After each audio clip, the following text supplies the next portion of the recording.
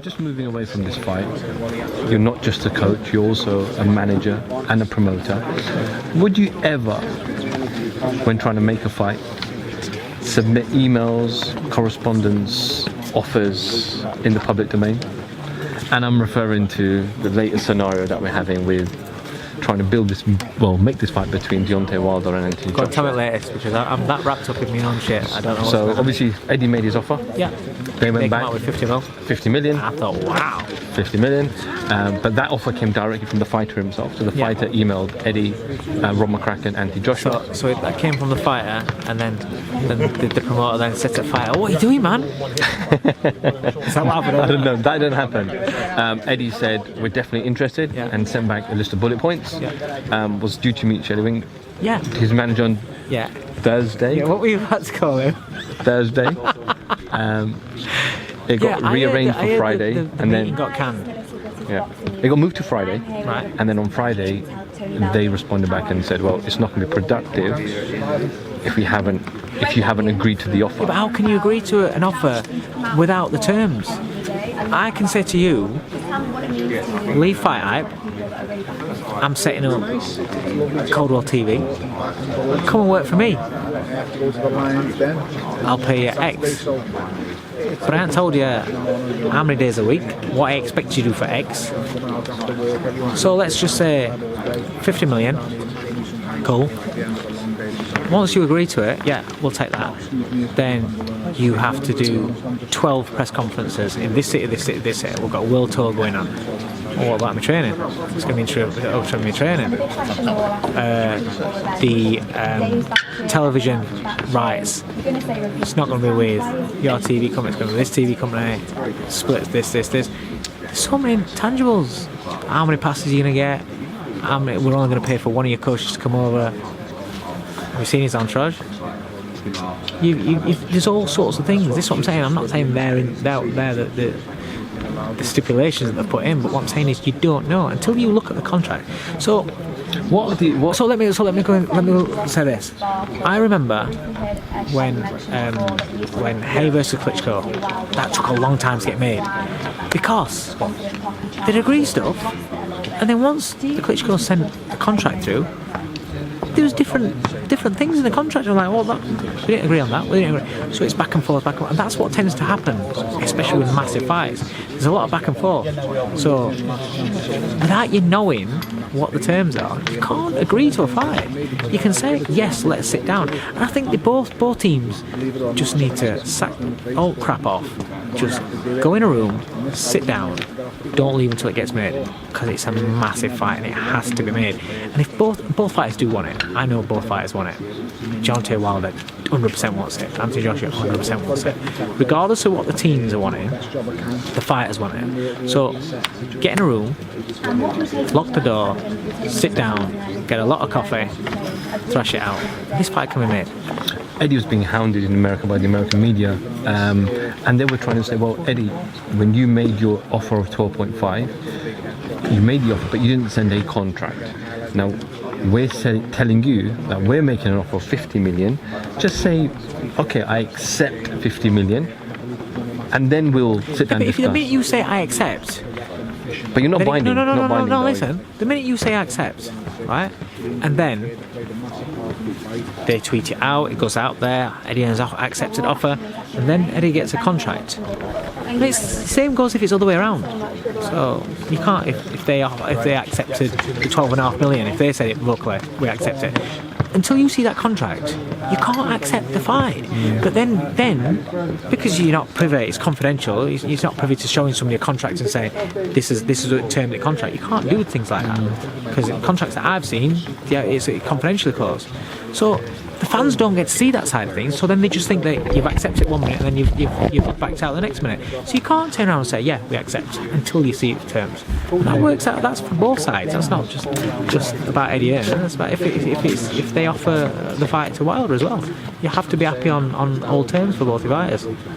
I know you said Deontay Wilder and Anthony Joshua both want this fight, but do you feel like I'm not saying Deontay's side or Joshua's side, but do you think other people are trying to avoid the fight happening? I don't know, possibly, because you've got a couple of golden gooses, haven't you? So the only thing that I understand and I know how it works over here is that the only thing I understand how it works with Matchroom is because I've got fighters with Matchroom, so I understand. Matchroom and Eddie work for the fighters, so I presume Joshua tells Eddie, I want that fight, get it made. That Dan's ready to try and do what he can do. Bellew, I want that fight, get it made. Bellew does most of the groundwork, kicks toe runs and shit like that, so he puts in the groundwork. Get the fight made, get it across the line, don't care what I need to do, get it done. That's the same thing. He works for the fighters, not the other way around. I don't know how the relationships are with other people because I've not got that experience with them, with those people. But I would, from how it seems to be with like Heymans and people like that, they kind of call shots.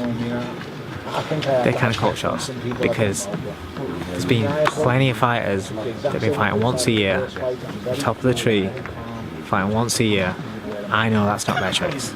David is giving the coach going into this fight. Do you see that transferring into the ring? If they don't want the fight to happen, then I suppose that they can stop the fight from happening. I don't know. I'm just thinking out loud, really.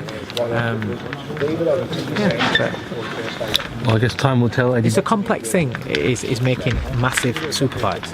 It really is. Unless there's a working relationship between two. You see, some fights can get made really, really quick because if you've got a working relationship with somebody, it can get made straight away. Do you want to make so? Yeah, go on, mate. Yeah, right, just send us through. Through contract. It's the same contracts that have been made before because they've agreed on similar sort of things before for certain type of fights. Bosh, gets done in 2 minutes. But when it's in mega fights, it's always more difficult because there's so much more at stake. Well, I guess time will tell, Dave. Eddie did mention that. I think it will get made. Eddie was saying this now. He had a very positive phone conversation with somebody today. So let's hope that fight happens before, more mandatory. Where would you want to see it made? Where would you want to see it take place? UK. I think without doubt there'll be 2 fights. Personally, I think there'll be 2 fights in that. Yeah, but how can you say that? Because what happens if, just say for instance, fighter A smashes fighter B in 1 round? How can you sell a rematch? So that's when they talk about these 2 fight deals, it's not football, first leg, second leg, aggregate score wins. Yeah. But I think both fighters would want to put that in their contract. No, there's always a rematch clause. Yeah. But what I'm saying is, you can't really guarantee that there's 2 fights because the first fight's, if it's one-sided, boom. But yeah, there's always a rematch clause. I get that. But what I'm saying is, where would you want fight A to take place? Bear in mind that might not be fight B.